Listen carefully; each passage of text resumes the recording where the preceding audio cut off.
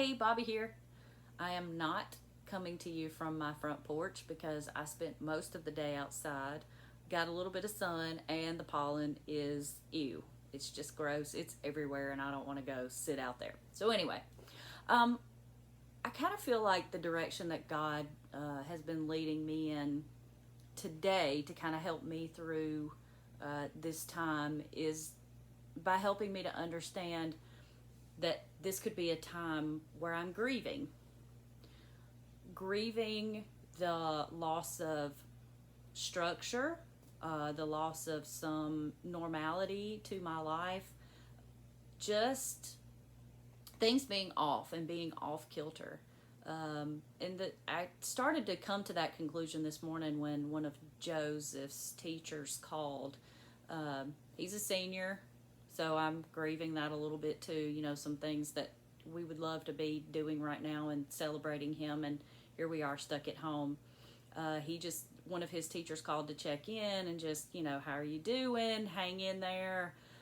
We're praying that this ends so that you guys can get back to your friends and get back to the things that you want to be doing for your senior year. And I found myself crying. Like, I had to leave the room because I was crying. And I thought, wow, I'm having a little bit of grief over this. Let me read you the basic definition of grief. And it's grief is the normal and natural emotional reaction to loss or change of any kind. Of itself, grief is neither a pathological condition nor a personality disorder. I was like, wow. Now, I've been through a grief share before, so I do understand that grief is not necessarily just the loss of a person. It can be the loss of a relationship. In this case, it is the loss of structure and normal is probably not the right word, but whatever is normal for you. So I just wanted to encourage you to just know that whatever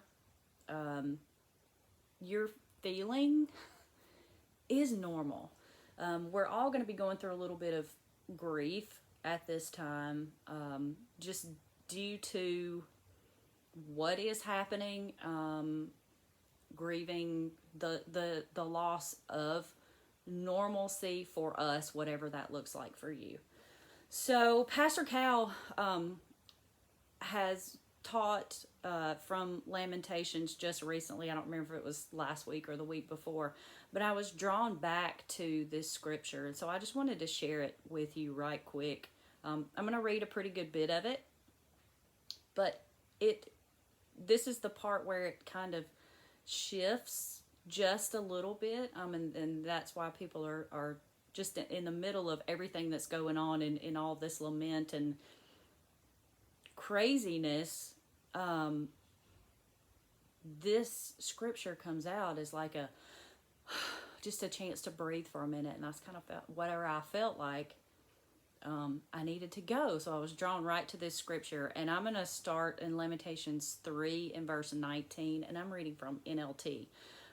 The thought of my suffering and homelessness is bitter beyond words. I will never forget this awful time as I grieve over my loss. Yet I still dare to hope when I remember this. The faithful love of God never ends. His mercies never cease. Great is his faithfulness. His mercies begin afresh each morning. I say to myself, the Lord is my inheritance. Therefore, I will hope in him. The Lord is good to those who depend on him, to those who search for him. So it is good to wait quietly for salvation from the Lord. And it is good for people to submit at an early age to the yoke of his discipline. Let them sit alone in silence beneath the Lord's demands. Let them lie face down in the dust, for there may be hope at last. Let them turn the other cheek to those who strike them and accept the insults of their enemies. For no one is abandoned by the Lord forever. Though he brings grief, he also shows compassion because of the greatness of his unfailing love. Whoa, I made it. I thought I was going to cry. So I just encourage you guys, sit tight. We've been having some wonderful family time. It's been forced, but it has been awesome. So I just encourage you to find the joy, find the hope in the grief, even if this cannot last forever. So I love you guys, and I'm so very grateful that I get to do this, to just get to talk to you for just a few minutes. Also, know that at 10 o'clock in the morning, well, 9:56, there will be a video. And then at 10 o'clock, we're still just a very few of us, I think 6. We're going to be at NCC. We'll be in the community room, but we will still bring you live worship. We will still bring you a live message right here on Facebook. And then Tammy and Stephanie at 11 o'clock and 11:15 will come right on here to talk to your children. So we have not forgotten about that. And hopefully Kim and Philip and some of the youth have been in touch with you, because I know there's a plan, just hearing from Joseph. So thanks for letting me talk to you.